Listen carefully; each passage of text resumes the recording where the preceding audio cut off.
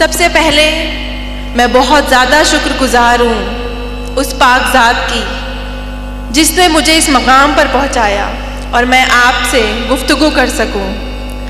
उसके बाद शुक्रगुजार हूँ most respected person doctor Abdul Qadeer sir की कि उन्होंने मुझे यहाँ पर दावत देकर इतनी हौसला अफजाई की और इतनी मेहमान नवाजी की। मैं डॉक्टर रोशन शेख मुंबई से आई हूँ। तो सबसे पहले मैं आपको ये बताऊँ कि मैं अभी एमडी परसीव कर रही हूँ। एमडी पैथोलॉजी लास्ट ईयर है मेरा, और जैसा कि आप देख रहे हैं कि मैं एक क्रच लेके चल रही हूँ। तो आई एम बायलैटरल एम्प्यूटी। मेरे दो पैर नहीं है, जो राइट पैर है वो अबाउ नहीं है और जो लेफ्ट वन है वो बिलो नहीं है। I am using prosthetic now and I am walking with this crutch. उसके पीछे एक रीज़न है, मैं बाय बर्थ ऐसी नहीं थी। 2008 में जब मैं आपके यहाँ फर्स्ट पीयू बोलते हैं, हमारे मुंबई में 11th स्टैंडर्ड बोलते हैं, जब 11th स्टैंडर्ड में मैं थी तो उस वक्त मैं कॉलेज से घर लौट रही थी और मेरा पहला सेमेस्टर एग्ज़ाम था। मैंने 10th में 92 स्कोर किया था और मुझे बचपन से ख्वाहिश थी कि मैं डॉक्टर बनूं। मेरे जो अब्बू हैं वो वेजिटेबल वेंडर हैं, सब्जी तरकारी बेचते थे। हमारी माली हालत अच्छी नहीं थी और मैं बस डॉक्टर बनकर घर को सपोर्ट करना चाहती थी। और जो मुझ जैसे गरीब तलबा तालबात थे, जो मुझ जैसे गरीब बीमार थे, उनकी खिदमत करने का जज्बा था और अल्लाह से दुआ करती थी कि अल्लाह मुझे उस काबिल बनाना। उस वक्त कुछ ज़राए नहीं थे, आप लोगों की तरह इतने सारे हेल्पिंग हैंड नहीं आते थे हमारे पास, लेकिन बस एक ख्वाब था कि डॉक्टर बनना है। 10th में अच्छा स्कोर किया, साइंस में एडमिशन लिया। 11th क्लास का पहला सेमेस्टर था और मेरा जो कॉलेज था वो घर से काफ़ी दूर था। मुझे लोकल ट्रेन से ट्रैवल करना होता था, मुंबई की लोकल ट्रेन। 7 अक्टूबर 2008 मामूल की तरह ही दिन था। मैं जब पेपर देकर अपने कॉलेज से निकली, मैंने 12 डब्बों की ट्रेन पकड़ी बैंड्रा स्टेशन से। मैं ट्रेन के पहले डब्बे में सवार थी। ट्रेन 12 डब्बों की थी और मेरा जो डेस्टिनेशन स्टेशन था वो जोगेश्वरी था। जोगेश्वरी से पहले एक अंधेरी स्टेशन आता है जो बहुत ओवर क्राउडेड होता है।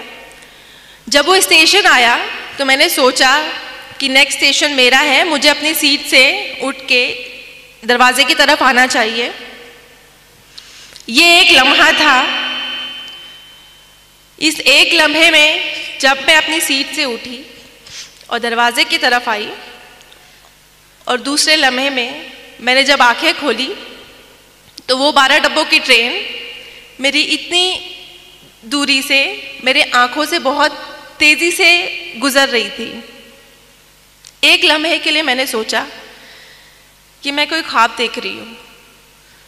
मैं तो ट्रेन के डब्बे में थी, ट्रेन की पटरियों पे कैसे आ गई हूँ और ट्रेन इतनी तेज़ी से मेरे सर के ऊपर से कैसे गुजर रही है। बस एक वहम था कि अल्लाह करे ये ख्वाब हो, लेकिन मैं पहले डब्बे में सवार थी। वो 12 डब्बों की ट्रेन मेरे दोनों पहियों से कुचल के चली गई। किसी ने भी चेन नहीं खींची ट्रेन की और जब ट्रेन काफ़ी दूर जाकर रुकी और मैं जो ट्रेन से गिरी थी वो 2 स्टेशन के बीच में मैं गिरी थी चलती हुई ट्रेन से। किसी ने ट्रेन की चेन नहीं खींची और तब मुझे एहसास हुआ जब मैंने अपने राइट पैर को कटा हुआ देखा पटरियों पर, उससे बहुत हैवी ब्लीड हो रहा था and I was conscious there. मैंने अपने आज़ा को ब्लीड करते हुए देखा, एक लावारिस की तरह पटरियों पर पड़े होके मैंने यहाँ वहाँ नज़रें दौड़ाई कि एटलीस्ट कोई अल्लाह का बंदा आसपास हो जो मेरी हेल्प को आगे आए। 2 स्टेशंस के बीच में थी तो लोगों को आने में टाइम लगा और उस वक्त हमारे पास सेलफ़ोन नहीं होते थे। अभी तो माशाल्लाह हर स्टूडेंट के पास सेलफ़ोन होते हैं। तो मेरे पास फ़ोन डायरी थी। जब लोग आए मेरे पास, इकट्ठा हुए 15-20 लोग, तो मैंने हर एक से रो रो कर गिड़गिड़ा कर उस हालत में मदद मांगी कि कोई अल्लाह का बंदा एटलीस्ट मेरे घर पे फ़ोन कर कर ये बता दे कि मैं इस हालत में यहाँ पर हूँ। क्योंकि बस मेरे जहन में उस वक्त एक बात चल रही थी कि मुझे लावारिसों की तरह यहाँ पर नहीं मरना, मुझे बस घर वाले मेरे साथ होने चाहिए जब मैं इंतकाल करूँ, या उन्हें एटलीस्ट ये पता होना चाहिए कि मैं यहाँ पर इस हालत में हूँ। लेकिन अल्लाह की आजमाइश थी कि उस 15-20 लोगों में से किसी ने भी मेरी हेल्प नहीं की। मुझे छूना तो दूर की बात, उन्होंने मेरे फ़ोन डायरी से नंबर तक कॉपी करके फ़ोन लगाने की जहमत नहीं की, क्योंकि उन्हें डर था पुलिस इंटरोगेशन का, उनसे सवालात किए जाएंगे एटसेट्रा, बहुत सारी चीज़ें थी। तो उन्हें वो भी मजबूर थे। और तकरीबन 15-20 मिनट बाद मैं उसी हालत में वहाँ पड़ी रही, रोते हुए गिड़गिड़ाते हुए। उसके बाद मुझे रेलवे की हेल्प मिलती है और मुझे गवर्नमेंट हॉस्पिटल लेकर जाते हैं। यहाँ भी अल्लाह की आजमाइश थी मेरे साथ कि जिस गवर्नमेंट हॉस्पिटल में मुझे लेकर जाया गया वहाँ पे ऑपरेशन स्ट्राइक था। मेरा जो एक्सीडेंट था वो तकरीबन 10-11 बजे हुआ और मैं शाम के 6 बजे तक उसी हालत में हॉस्पिटल के कॉरिडोर में पड़ी रही, क्योंकि उनका ऑपरेशन स्ट्राइक था। मुझे कोई भी सहूलत मुहैया नहीं की गई, बस सुपरफिशियल ड्रेसिंग करके मुझे ट्रॉली पर वहीं छोड़ दिया गया। जब मेरे घर वालों को इतला दी गई, जब उन्हें पता चला, वो भागते हुए आए और मुझे प्राइवेट हॉस्पिटल शिफ्ट किया। प्राइवेट हॉस्पिटल में शिफ्ट होने के बाद मैं तकरीबन 2.5 महीने एडमिट रही। मेरा इलाज हुआ। मेरे जो डॉक्टर रहे, सर्जन, उन्होंने मोटिवेट किया मुझे। जब एक्सीडेंट हुआ मैं 16 साल की थी और एक लम्हे में दोनों पैर मुझसे छिन गए थे। जो राइट है वो above knee and left is below knee. उस वक्त मैं बहुत टूट गई थी।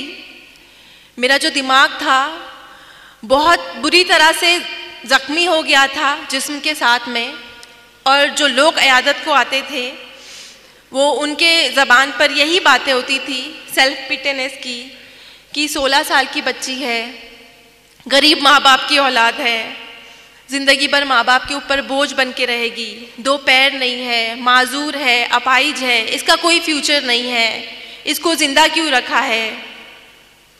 मैं भी अपने जहन में काफ़ी बातें सोचती थी, और मेरी जगह अगर कोई भी होता, कोई भी 16 साल का लड़का या लड़की होती, तो वो भी यही सोचती कि इस ट्रेन एक्सीडेंट में अल्लाह ने मुझे दूसरी ज़िंदगी तो दी, लेकिन इस तरह की बेबस वाली ज़िंदगी कि मैं एक तरफ से दूसरी तरफ खुद से करवट नहीं ले सकती हूँ, मैं खुद से वॉशरूम नहीं जा सकती हूँ।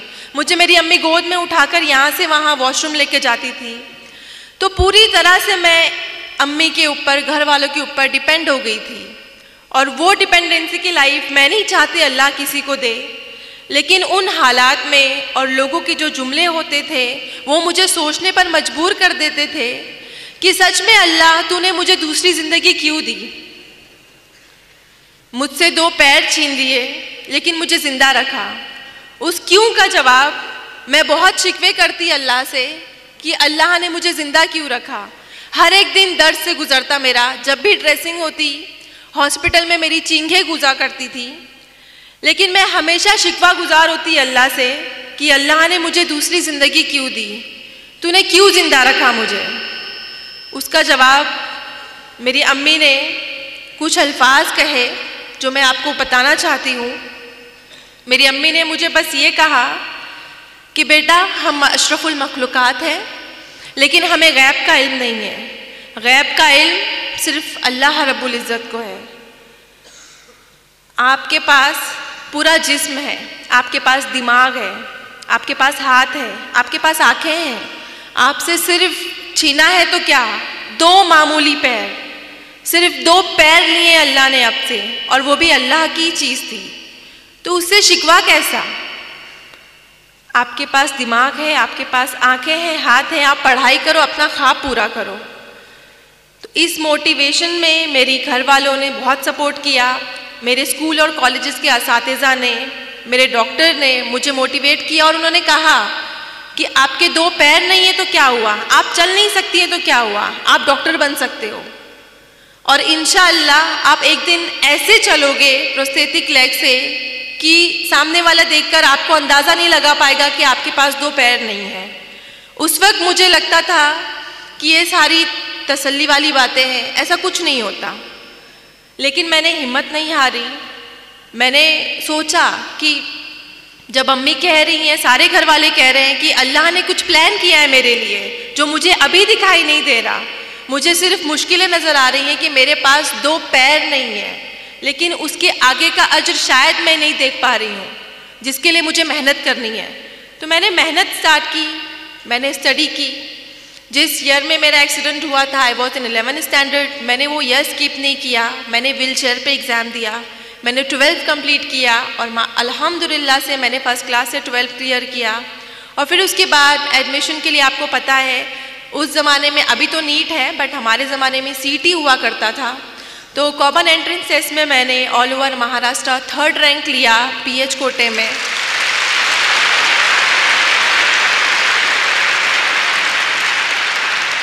थर्ड रैंक लेने के बाद जिस तरह आपको खुशी हो रही है, मुझे इससे ज़्यादा खुशी हुई थी कि अल्हम्दुलिल्लाह मैं अपने ख्वाब के बहुत नज़दीक हूँ।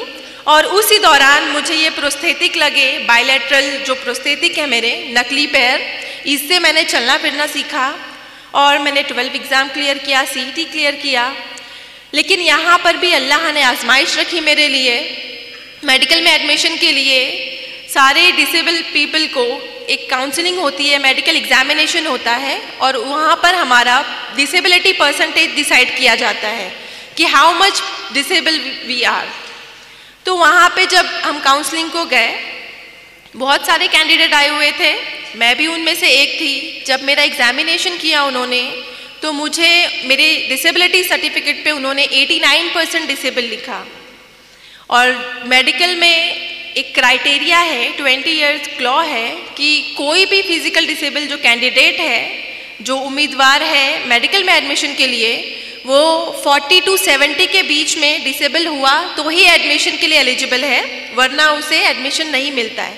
तो I was more than 70% disable that time. और तो मुझे मेडिकल में एडमिशन के लिए डिनाई किया गया कि आप 89% डिसेबल हो, आप 2 क्रचेस यूज़ करते हो, आपके पास 2 पैर नहीं है, तो आप मेडिकल में एडमिशन नहीं ले सकते हो, आप डॉक्टर नहीं बन सकते हो। उस वक्त जो मायूसी की लहर थी मेरे अंदर, वो मेरे एक्सीडेंट के वक्त से ज़्यादा थी, क्योंकि मैंने बहुत मुश्किलों से अपने आप को समेटा था। मैंने बहुत यकीन किया था अल्लाह की ज़ात पर कि अल्लाह ने मेरे लिए कुछ बड़ा रखा है, क्या पता इसी के ज़रिए मुझे डॉक्टर बनना लिखा हो। लेकिन जब डिनाई हुआ तो मैं बहुत फिर से मायूस हो गई। लेकिन वहाँ पर मेरे डॉक्टर ने मुझे सजेस्ट किया कि आपके पास एक और रास्ता है, आप नाउम्मीद मत हो अल्लाह की ज़ात से, आपके पास एक और ज़रिया है, आप बॉम्बे हाई कोर्ट में अपना केस फाइल कीजिए। मेरे लिए बहुत अनोखी बात थी, आई थिंक आप लोगों के लिए भी होगी, कि मेडिकल में या कोई भी इंस्टीट्यूट में एडमिशन के लिए एक बच्चा जिसके पास एक अच्छा रैंक है, जो एलिजिबल है, उसे बॉम्बे हाई कोर्ट क्यों जाना है। उस वक्त मेरी समझ में नहीं आया, लेकिन मैंने हिम्मत नहीं हारी और मैंने अल्लाह से दुआ की, बहुत गिड़गिड़ा के दुआ की और अल्लाह पर यकीन रखा कि अगर इस तरह अल्लाह मुझे इस मेडिकल में एडमिशन को दिलाता है तो मैं ये भी ट्राई करूँगी, मैं हारूंगी नहीं इस मकाम से। तो मैंने बॉम्बे हाई कोर्ट में मैंने 2011 में केस फाइल किया अगेंस्ट मेडिकल काउंसिल। वहाँ पे विदिन 2 मंथ मेरा सब कुछ ऑब्जर्व किया गया। वहाँ पे जो जज थे मोहित शाह सर, उन्होंने मुझे देखा और मेरे अंदर का पैशन देखा उन्होंने एक्चुअली। और उस वक्त मेरे हाथों में 2 क्रचेस थी, अभी तो मैं सिंगल यूज़ करती हूँ, बट 2 क्रचेस के साथ में मैं जब बॉम्बे हाई कोर्ट के अंदर दाखिल होती थी, उन्होंने मेरा एटीट्यूड देखा कि, और उस वक्त जब हियरिंग होती थी तो सारे फैसले मेरे अगेंस्ट होते थे कि मैं 89% डिसेबल हूँ, मेरे पास 2 पैर नहीं है, मेरे हाथों में 2 क्रचेस है, मैं कैसे पेशेंट को ट्रीट करूँगी, मैं कैसे एक जगह से दूसरी जगह जाऊँगी। तो सब कुछ मेरे अगेंस्ट था और मैं बहुत नाउम्मीद हो गई थी कि शायद मुझे यहाँ पे भी डिनाई मिलेगा। और मुंबई में ऐसा कोई केस नहीं था कि मोर देन 70% डिसेबल के बाद भी किसी को एडमिशन मिला हो।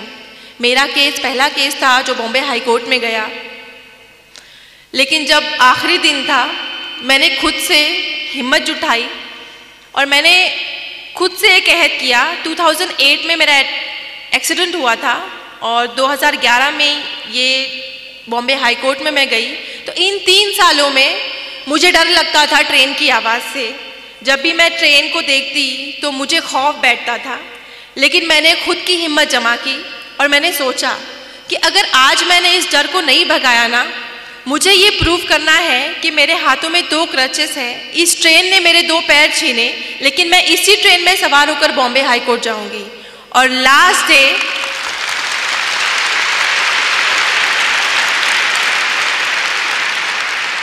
कोर्ट हियरिंग का फाइनल डे था, जब मेरे फेवर या अगेंस्ट में फैसला आने वाला था। मैंने ये रिस्क लिया। मैं अकेले मेरे जोगेश्वरी से CST ट्रेन में ट्रैवल करके गई और ये बात मेरे एडवोकेट ने जज साहब को बताई। वो बहुत इम्प्रेस हुए। और आप सबको पता है कि मुंबई की लोकल ट्रेन कितनी क्राउडेड होती है। उन्होंने कहा कि हम जैसे नॉर्मल इंसान नहीं आ सकते एक जनरल डब्बे में, और ये बच्ची जस्ट बिकॉज उसको एडमिशन चाहिए, उसके अंदर इतना पैशन है कि उसको डॉक्टर बनना है, मैं इसको एक मौका देना चाहता हूँ। ये बात अल्लाह ने उनके दिल में डाली। मेरे फेवर में फैसला करना उनके लिए बहुत बड़ा रिस्क था, क्योंकि ऐसा कोई केस नहीं था। लेकिन उन्होंने मेरा पैशन देखा, हार्डवर्क देखा, अल्लाह पर यकीन देखा, और उन्होंने अल्हम्दुलिल्लाह मेरे फेवर में जजमेंट दिया। और उसके बाद आप अल्लाह के करिश्मे देखिए कि जहाँ एक तरफ मुझे लगता था कि मुझे मेडिकल में एडमिशन नहीं मिलेगा, और दूसरे दिन ये हुआ कि मेरे फेवर में जजमेंट देने के बाद मुझे इंडिया के टॉप मोस्ट कॉलेज में एडमिशन मिला, सेठ GS medical college and KEM hospital. मैं बहुत ज़्यादा शुक्रगुजार हुई अल्लाह की, और मुझे यकीन हो गया और यकीन पुख्ता हो गया कि अल्लाह ने इतनी आजमाइशें लिखी तो है मेरी ज़िंदगी में, लेकिन मुझे नवाजा क्या, जो मेरी हैसियत भी नहीं थी। मैंने कभी नहीं सोचा था कि मुझे इतने टॉप मोस्ट कॉलेज में एडमिशन मिलेगा, लेकिन मेरे ऊपर एक जिम्मेदारी थी कि मुझ पर भरोसा करके जो चीफ जस्टिस सर ने मेरे फेवर में सबके अगेंस्ट जाकर मेरे हक में फैसला सुनाया था, मुझे उनको सही साबित करना था। और मुझे उन तमाम लोगों को गलत साबित करना था जो अयादत के दौरान आते थे और मुझ पे ताने कस के जाते थे कि ये ज़िंदगी भर माँ बाप के ऊपर बोझ बनकर रहेगी, इसकी लाइफ में कुछ भी प्रोग्रेस नहीं होगा, ये हमेशा बेड रिडन रहेगी। मुझे उन सबको प्रूव करना था कि 89% डिसेबल होने के बाद, 2 पैर नहीं होने के बाद भी एक लड़की, मुस्लिम माशरे से ताल्लुक़ रखने वाली लड़की डॉक्टर बन सकती है। MBBS डॉक्टर बन के मुझे उन लोगों को गलत साबित करना था। 5.5 साल मैंने बहुत तकलीफ़ें उठाई। हमारे लेक्चर हॉल काफ़ी दूर होते थे। हर लेक्चर में मैं 10-15 मिनट लेट पहुंचती। एहसास कमतरी होता मुझे कि मैं लेट पहुंच रही हूँ, मेरा लेक्चर मिस हो रहा है, और 3-3, 4-4 घंटे नॉन स्टॉप खड़े रहना होता था। लेकिन मैंने इन सारी जो नेगेटिव बातें जहन में बनती कि मुझे दर्द हो रहा है, मुझे नहीं करना है, मुझसे नहीं होगा, इन सब को मैंने हटा के एक गोल फोकस किया। जैसा कि सर ने बताया कि अगर आपका गोल, आपने अपने गोल को फोकस किया है तो बाकी की जो नेगेटिविटी है वो आपको कभी भी रुकावट नहीं बनेगी। मैंने हमेशा एक गोल फोकस किया था कि मुझे MBBS करके लोगों को जवाब देना है, और मेरे जैसे जो जितने भी कैंडिडेट होंगे, जिनको भी डिनाई होता होगा या जो भी मायूस हो जाते होंगे, उनके लिए नई राह खोलनी है। मेरा एक मकसद था। तो मैंने 5.5 साल कड़ी मेहनत की, अल्लाह से दुआ की, और अल्लाह पर यकीन रखने का फल मिला। और 2016 में मैंने फर्स्ट क्लास से MBBS पास किया। और इस तरह से मैं मेरे अम्मी के ख़ानदान और अब्बू के ख़ानदान में पहली डॉक्टर बनी। हमारे जो फैमिलीज़ हैं उनमें लड़कियों को ज़्यादा तालीम देने का रिवाज नहीं है।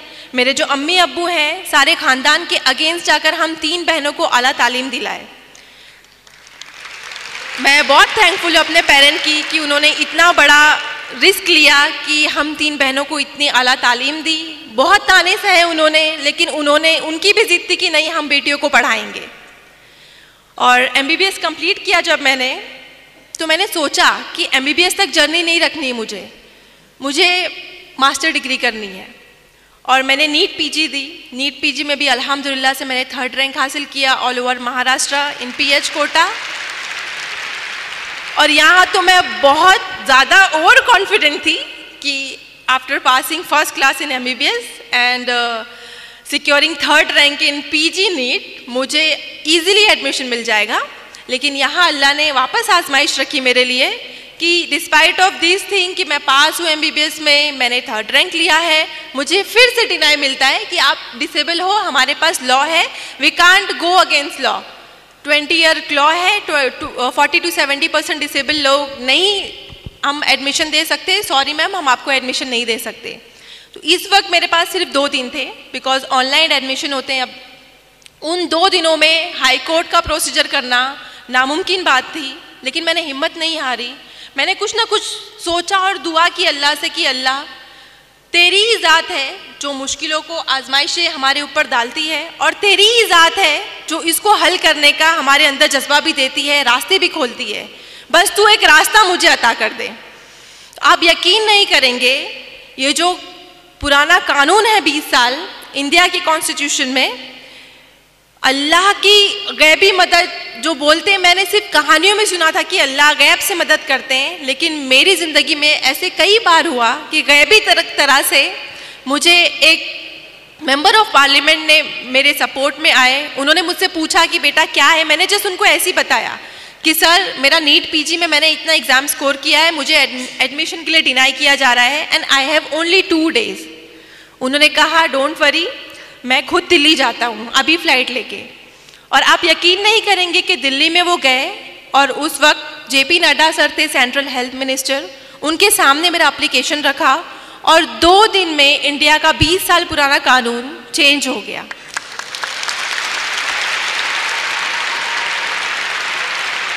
ये इंडियन कॉन्स्टिट्यूशन में तारीखी वाकया है कि कोई भी इतना साल पुराना कानून 2 दिन में चेंज हो जाए जस्ट बिकॉज ऑफ 1 एप्लीकेशन। तो ये अल्लाह का करिश्मा नहीं है तो क्या है, आप इसको क्या कहेंगे? अल्लाह की ज़ात पर यकीन रखने का फल है ये। अल्लाह की ज़ात पर यकीन था मुझे कि अगर अल्लाह ने इतनी आजमाइशें दी हैं तो हल भी वही निकालेगा। और उसके बाद जब ये रूल चेंज हुआ, और आपको बताऊं कि मैं अगेन मुझे MD में सेम कॉलेज में एडमिशन मिला, सेठ GS medical college and KEM hospital. और अभी मैं आपके सामने MD के लास्ट ईयर में हूँ। मेरे फाइनल एग्ज़ाम मई और जून में है। आप लोगों से दुआ की दरख्वास्त है कि आप लोग प्लीज़ मेरे हक़ में दुआ कीजिए कि मैं ये भी अच्छे नंबरों से कामयाब हो जाऊँ और लोगों को बहुत इंस्पायर करूँ। अल्लाह मेरे ज़रिए अगर ये काम करवाना चाहता है, मैं बहुत खुश हूँ, बस आप लोगों की दुआ चाहिए। ये सब मेरी ज़िंदगी के फैक्ट्स थे जो मैं आप लोगों के सामने रख रही थी। मैं अपनी ज़िंदगी के हालात इस मकसद से आपके साथ शेयर कर रही थी कि हालात चाहे जैसे भी हों, हमें अल्लाह की ज़ात से उम्मीद नहीं छोड़नी चाहिए, क्योंकि हालात को लाने वाली और उसको हल करने वाली ज़ात सिर्फ अल्लाह की होती है। हमें उसकी ज़ात पर तवक्कुल होना चाहिए। आपकी ज़िंदगी में बहुत सी परेशानियाँ आएंगी, मेंटली होंगी, फाइनेंशियली होंगी, फिज़िकली होंगी, लेकिन आपको उनसे घबराना नहीं है, आपको उनसे डरना नहीं है, और ना ही अपनी कोशिश को, अपनी मेहनत को बंद करना है। अल्लाह रब्बुल इज़्ज़त हमें 70 माओं से ज़्यादा चाहता है। आप सबकी अम्मी जितना चाहती है आपको एक रात बुखार हो जाए, आपकी अम्मी सारी रात नहीं सोती। अल्लाह ताला 70 माओं से ज़्यादा चाहता है हमें, तो हमारी हैसियत से ज़्यादा मुश्किलें कैसे दे सकता है वो हमें? बस उसकी ज़ात पर यकीन रखो। और कहते हैं ना, अल्लाह अपने उन्हीं बंदों को आजमाता है जिनको वो सबसे ज़्यादा प्यार करता है।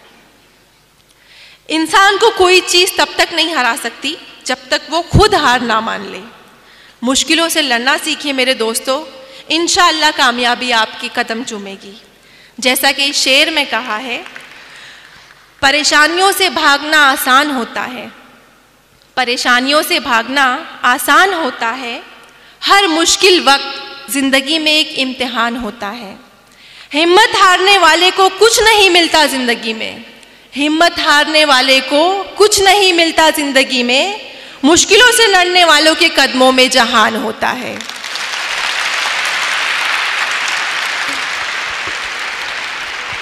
मैं अपनी बहनों और अगर उनके वालिदैन यहाँ हैं तो उनसे तहे दिल से गुजारिश करना चाहूँगी कि आप लोग तालीम के मैदान में आगे आएँ, क्योंकि बच्चे की पहली दर्जगाह स्कूल माँ की गोद होती है। हम नस्लों की तामीर, उनसे नस्लों की तामीर स्टार्ट होती है। कहते हैं अगर एक मर्द तालीम याफ्ता एजुकेटेड हो तो इससे एक मुआशरे को बेनिफिट मिलता है, एक मुआशरा मुस्तफ़ीज़ होता है। लेकिन अगर एक औरत एजुकेटेड और तालीम याफ्ता हो तो उससे आने वाली नस्लें मुस्तफ़ीज़ होती हैं। आप हमारी नस्लों की अमीन हैं। अगर आपने तालीम हासिल की तो हमारी आगे आने वाली जनरेशन तालीम याफ्ता होगी। हमें बहुत ज़रूरत है आपके तालीम याफ्ता होने की।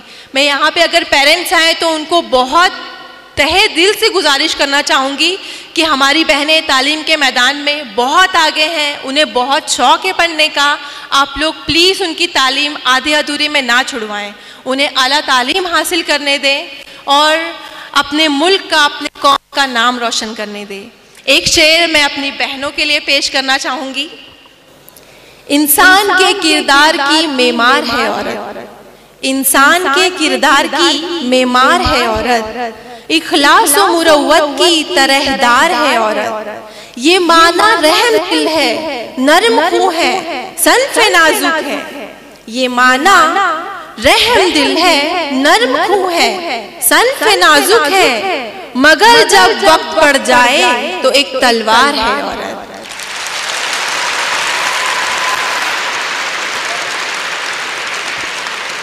यहाँ पर आने वाले तमाम स्टूडेंट से मैं फिर से रिक्वेस्ट करना चाहूँगी कि आप सबको इतना बेहतर शाहीन इंस्टीट्यूट मिला है, डॉक्टर अब्दुल कदीर सर की सरपरस्ती मिली है।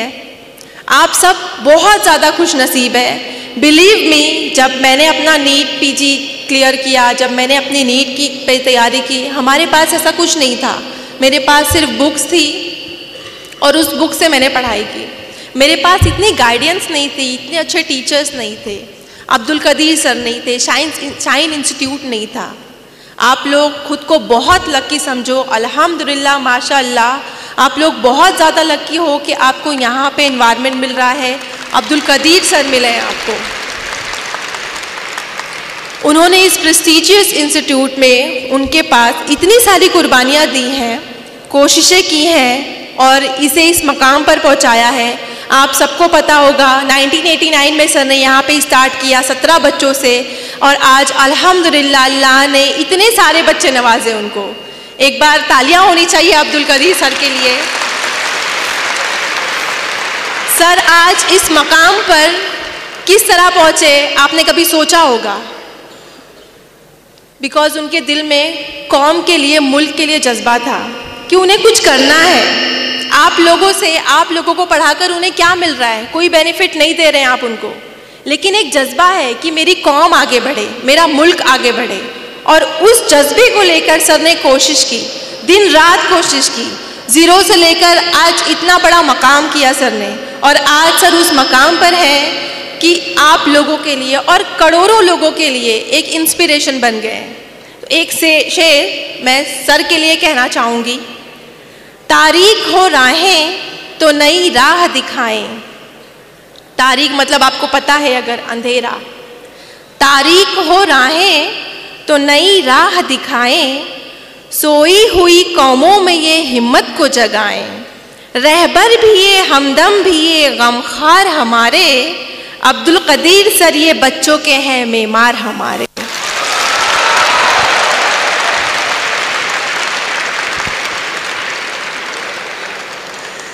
मैं उम्मीद करती हूँ यहाँ पर बैठे मेरे प्यारे भाई बहन, आप सब, आपका जो भी फील्ड है, आपको डॉक्टर बनना है, इंजीनियर बनना है, वकील बनना है, जो बनना है आप बनो। आप सब अपनी फील्ड में बेहतरीन दर्जे से कामयाब होने की कोशिश करेंगे और शाहीन इंस्टीट्यूट के साथ साथ हमारे मुल्क का नाम भी रोशन करेंगे। आप सबकी हमें और कौम को बहुत ज़रूरत है, बिकॉज़ आप सभी हमारा सरमाया हो।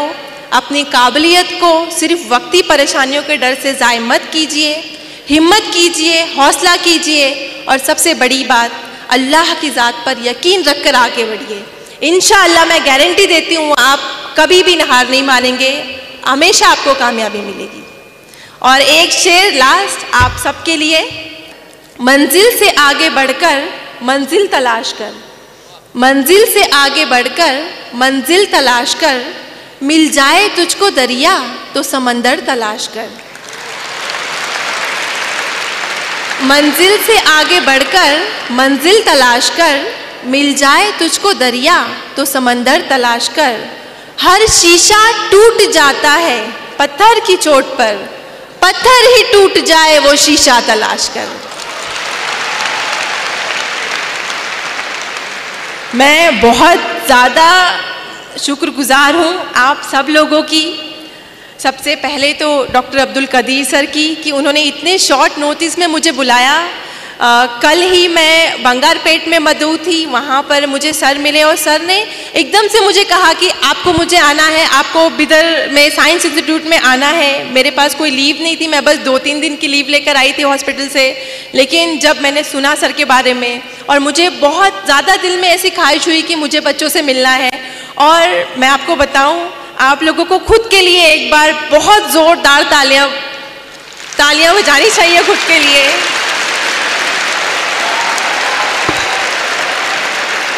इतना ज़्यादा तहम्मुल से, जबकि इतनी ज़्यादा तादाद है यहाँ पर माशाल्लाह, लड़कियों की भी लड़कों की भी।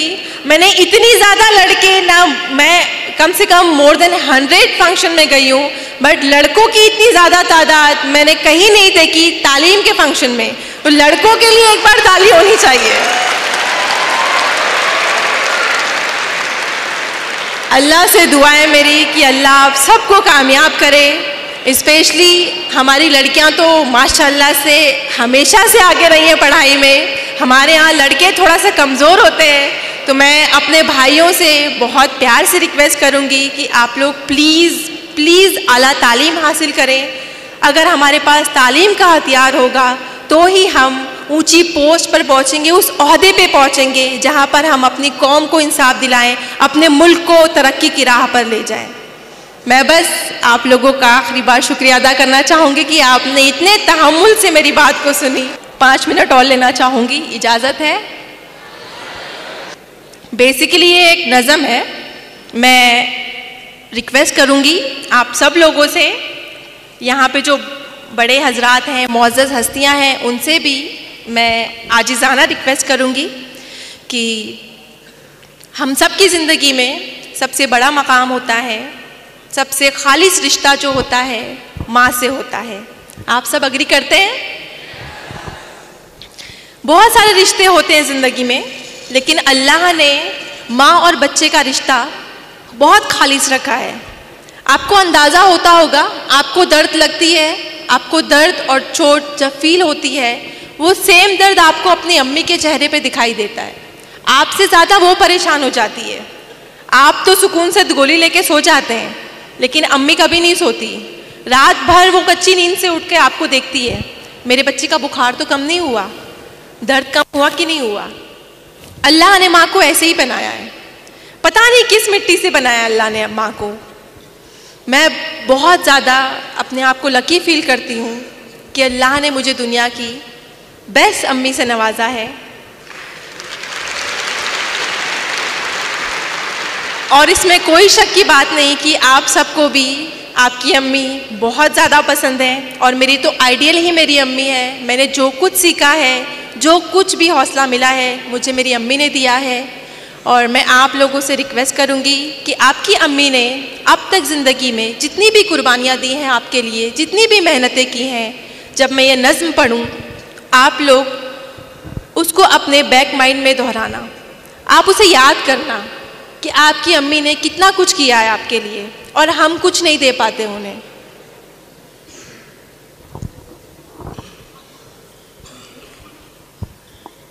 ऐ मेरी माँ तेरी चाहत को मेरे दिल का सलाम। और ये नज़्म सिर्फ मेरी अम्मी के लिए नहीं, आप सबकी अम्मी को डेडिकेट करूंगी।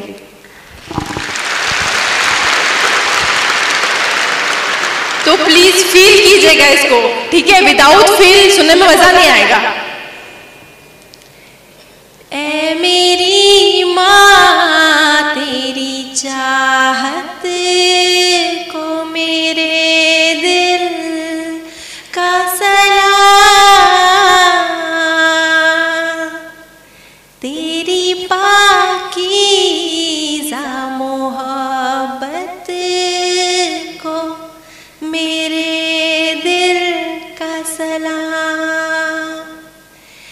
मेरी माँ तेरी चाहत को मेरे दिल का सलाम,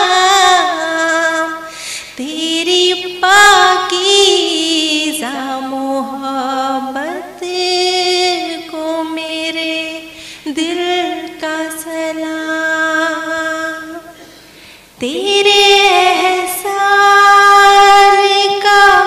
बदला ना चुका पाएंगे,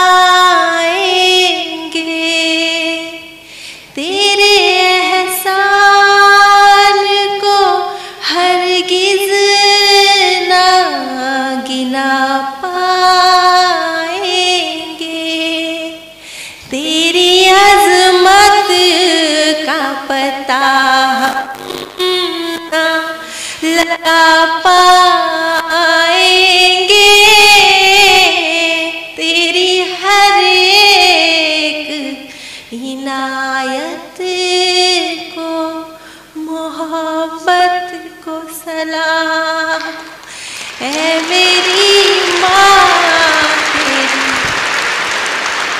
चाहत को मेरे दिल का सलाम, तेरी पाकीज़ा मोहब्बत को मेरे दिल का सलाम। मेरे ज़ख्मों पे रखा तूने दुआ का